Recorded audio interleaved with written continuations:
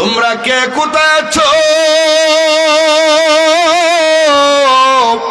জীবনের শেষ বিদায় দেওয়ার জন্য চলে আইসো,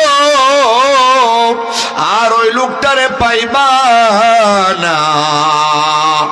জানাজার পরে আমরা তো কবরে তারে দাফন করে ফেলবো।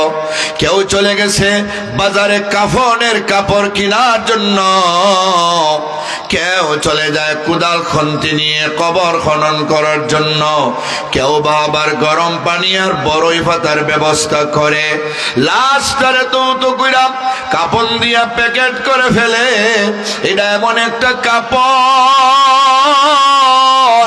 যেই কোম্পানির লোকেরা ওই কাপড় বানায় তারা জানে না ওইটা কে গায়ে দিবে। যারা কিনা আনে সে তো এটা পরে না, আর যে পরে এটা সে জানে না। ঠিক নেবে ঠিক। জানাজার নামাজের সামনে একজন দাঁড়ায় বলে, ও গলিশালের মুসলমানেরা, আমার আব্বা আব্দুল্লাহ আপনাদের মাঝে দীর্ঘদিন ছিলেন। আমার আব্বা আব্দুর রহিম, এই নামে কেউ থাকলে মাইন্ড করবেন না।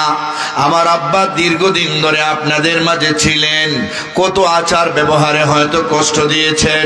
শেষবারের মতো আমার আব্বাকে ক্ষমা করে দিও। টাকা পয়সা পাওনা থাকলে আমাদের বইল, হয়তো মাপ নিব, না হয় পরিশোধ করার চেষ্টা করব। এমন বলে কিনা বলে না?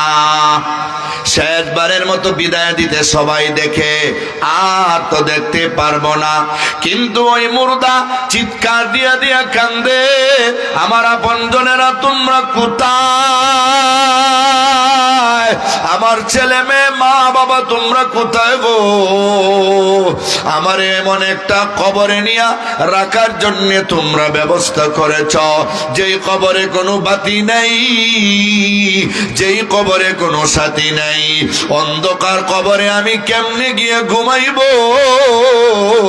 ওই কবরে শীতের দিনের জন্য কোনো লেপ কমলি নাই, ওই কবরে গরমের দিনের জন্য ফ্যান আর এয়ার কন্ডিশন নাই। আমি কত দামি বাড়ি বানাইলাম, ওই বাড়ি থেকে আমারে নামায়া তোমরা কবর নিয়ে যাইতেছ। তোমাদের কি একটু মায়া নাই? তোমাদের কেউ একটু দয়া নাই? আমি তাকায় দেখি ফেরেশতারা লোহার মুগুর নিয়া আমারে বাইরাইয়া মারার জন্য দাঁড়ায় আছে। দুনিয়াতে আমারে কেউ গালি দিলে তোমরা প্রতিশোধ গ্রহণ করার জন্য লাঠি নিয়ে বের হয়ে যাইতা। আজকে যে ফেরেশতারা আমারে মারার জন্য দাঁড়ায় আছে, তোমরা দি কেউ লাঠি নিয়ে দাঁড়াও না।